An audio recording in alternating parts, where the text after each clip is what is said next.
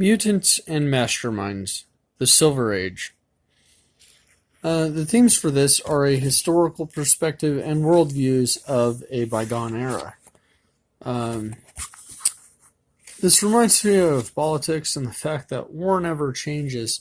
Um, it's very appropriate, as it were, when it comes to war facts. For instance, a hero involving themselves in war would not be necessarily for the best, as it could push the other side to nuke the hero's homeland or push their allies into doing so.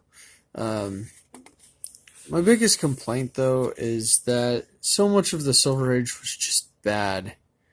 Super bad.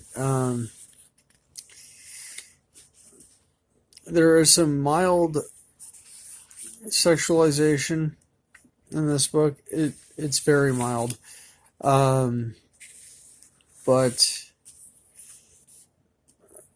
overall, the teen angst and over-politicization of everything just made it for a terrible era. Politics and messaging, all that stuff. As you can see, there's sort of a dominance factor right there. And that's not to say that it's typical, but the heroes all come from places and times.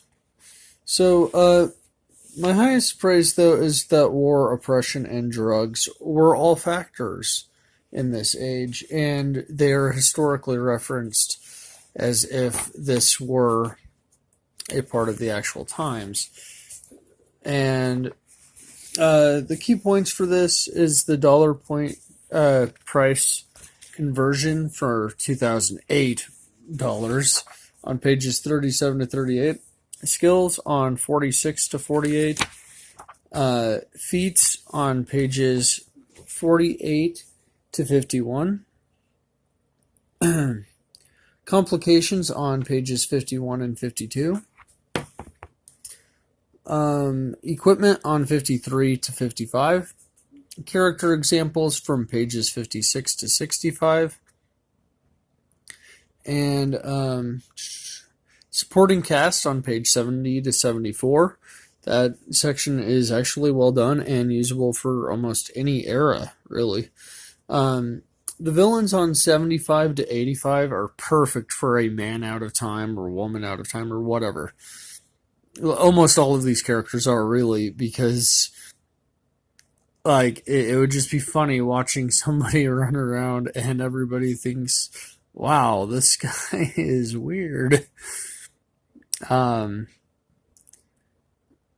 Yeah, it's got Silver Age heroes on page 93 to 116.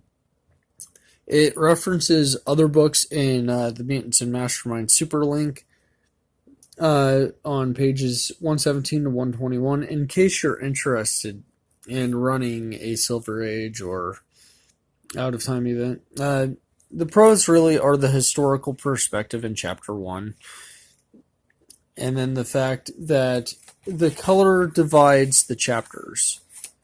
Like, as you can see, green, yellow, orange, and then we have like blue. But the color divides over here.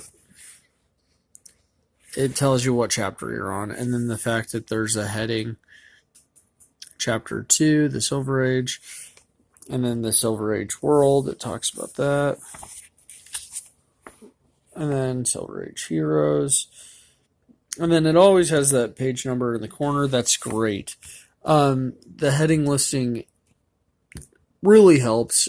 It could have been done a little bit better, but it's the same as every other Mutants and Masterminds book.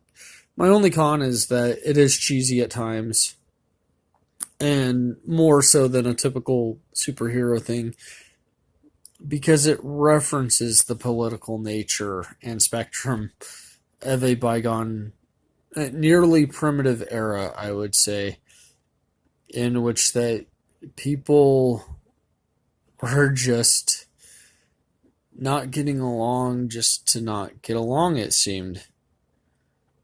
Um, I mean, it's deeper than that, but a comic book can only do so much, and that is the feeling you get from the comic books, or at least I get. Uh, so I only recommend this if you need NPCs, or you're a comic book historian, or you want to play Mutants and Masterminds, or you plan to do a time traveling event. Yeah, those are my recommendations. Kyber out.